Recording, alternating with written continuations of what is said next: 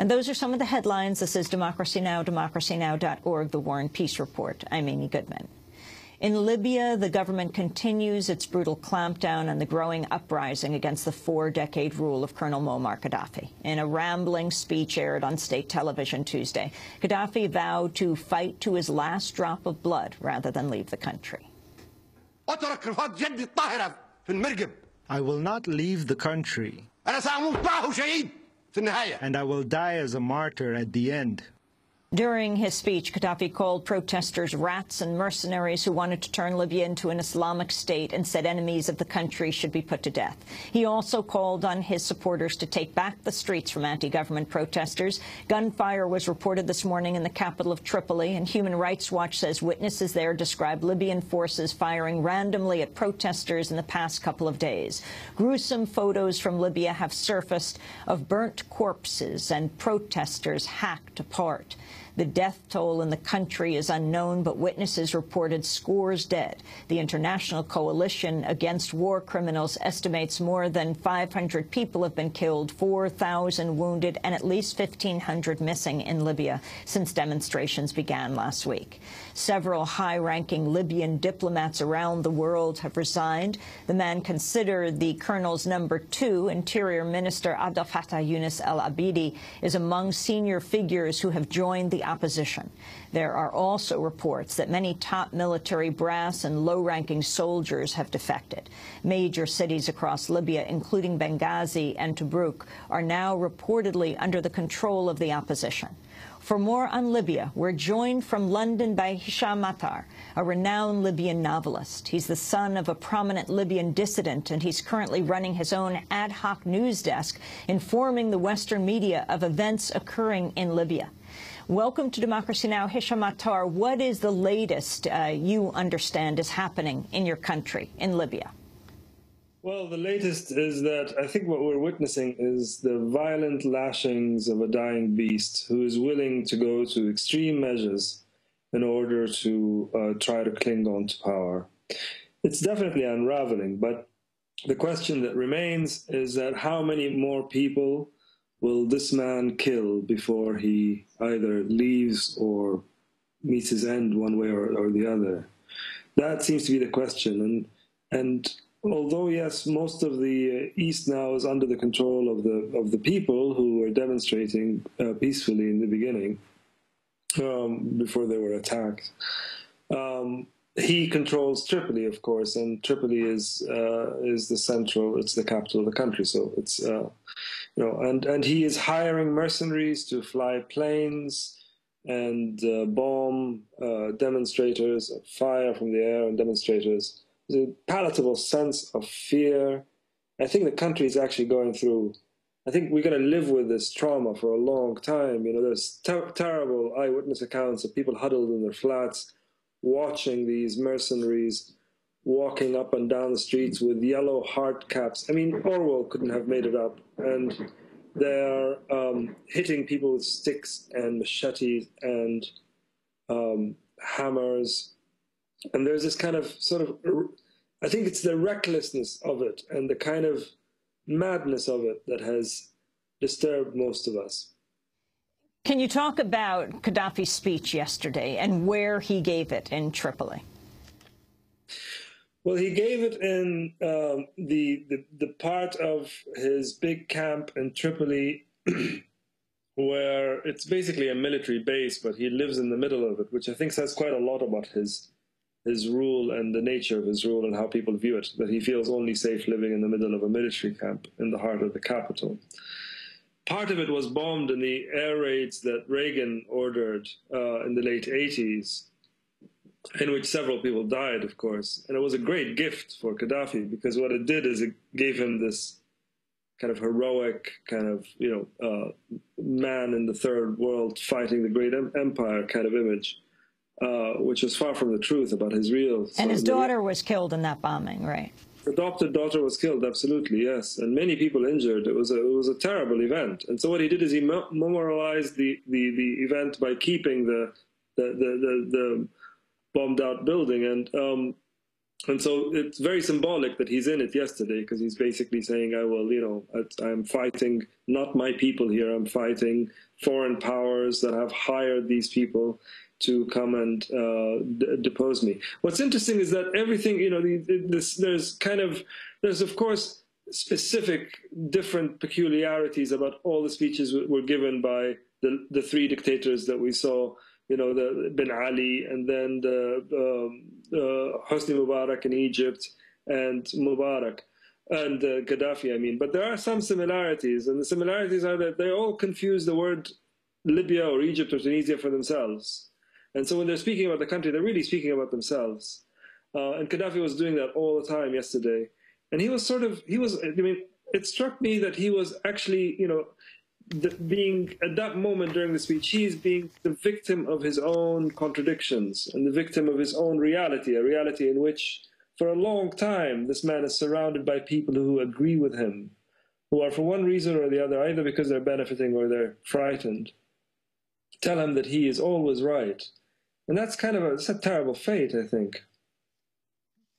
Can you talk about the UN and what it has done and its significance? The UN Security Council issuing a statement urging the Libyan government to end the attack on demonstrators, and then the Libyan diplomats around the world who are resigning. I think, I believe that most of the Libyan diplomats are resigning because they're genuinely shocked by the reality of how bad this regime is. But I think a lot of them are resigning also because they want to be on the right side of history. And they can see that the ship is sinking. In fact, the ship has been sinking for a few years. There's been lots of Libyan diplomats and very senior people in the government have been behaving in a way that suggests that they did sense this coming. So they've been sending abroad a lot of money. They've been stealing in a way that is just far more nakedly and just on a very large scale. But as far as Europe is concerned, I think this kind of, all of these announcements that we heard that have been very high on sentiment, saying all the right things but very low on action. I think all that says much more about the corrupt nature of the relationship between Europe, America, and the Gaddafi regime than it does about Europe and America. Actually, it says much more about that very strange relationship that they've had, a kind of a parasitic relationship in which they were prepared to do business and therefore strengthen the legitimacy but also the power of this regime that was oppressing its people and killing its people and funding, various different terrible projects abroad. We're talking to Hisham Matar, novelist, Libyan novelist based in London now, with a few others, has set up an ad hoc news group to get people's accounts from Libya out into the media. What is your understanding of the numbers of casualties, Hisham? That's very difficult to verify, Amy. And I spoke to one doctor in a Benghazi hospital 3 days ago. So 3 days ago, when the death counts were officially, when the conservative accounts were saying that the death toll was somewhere around 200. Well, when I spoke to this doctor, he said to me that he had seen 200 bodies in his hospital alone. So it's very difficult to know. Well, what is very clear is that this is actually although the scale is incredibly horrific, and we've never seen anything on the scale before in Libya, these kind of tactics are familiar to us. Gaddafi bombed Derna in the 90s when there was an uprising there. Of course, then there weren't mobile phone pictures going out and Twitter and Facebook. It was sort of a silent event that was hardly reported on, even in the Arabic media. Nobody could verify it. And then, of course, in 1996, he bombed. He issued orders to assassinate. To execute summary executions of 1,200 political prisoners in Abu Slim prison. So again, because they had a demonstration in the prison. So this is kind of a familiar tactic. It's just the scale is much larger. And I suspect when all is said and done, I would be very surprised that the death count is not much higher than what we're being told today, which is, as you reported, somewhere around 500. The Libyan revolution is, I think it's unique because Libya is far smaller than Tunisia and Egypt. Libya is only 6.5 million people. Yet in fewer days, today is just the revolution is only a week old. Yet we've seen the number of deaths is just much higher than Egypt and Tunisia.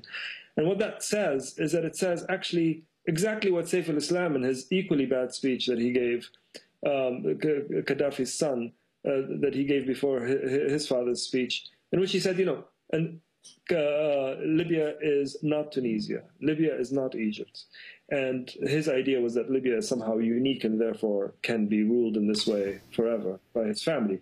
But actually, I agree with him that, that Libya is not Tunisia and not Egypt in the sense that the Libyan dictator has shown himself to be prepared to kill as many people as he needs to in order to cling on to power, which worries me because it's become an emergency now. That's why these kind of polite, didactical conversations that are going on in Europe about, was it correct for us to have become friends with him in 2003? Should we perhaps not get so close to dictators like him in the future? All that is kind of completely inappropriate and self-indulgent as far as I'm concerned, because it is an emergency. More people will continue to die if nothing is done. Hisham, your father, a political dissident in Libya. Yes, my father was a political dissident, and he was kidnapped from his home in Cairo, where he lived in exile, by Egyptian Secret Service police, who then handed him over to the Libyans. There was a deal done. The Libyans also handed over other Egyptian dissidents hiding in Libya, and money was exchanged. My father was taken to Libya immediately. He was imprisoned in Abu Slim prison, which is an infamous kind of terrible political prison in Tripoli. What year was this? This was in 1990, March 1990.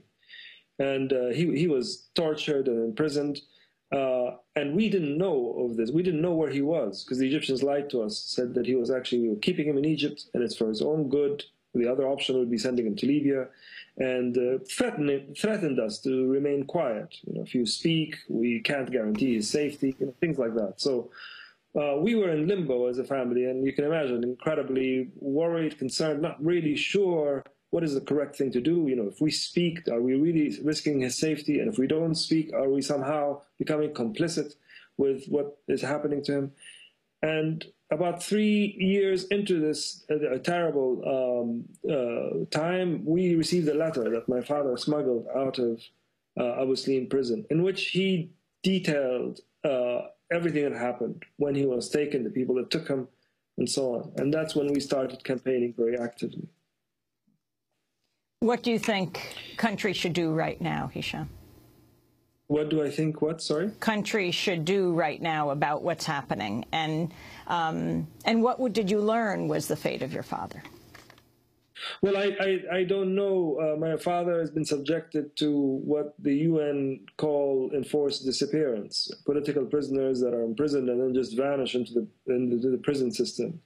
I don't know if my father was killed in 1996 in the massacre that I mentioned. And I don't know if he was moved somewhere else. So I don't know whether my father is alive or dead. And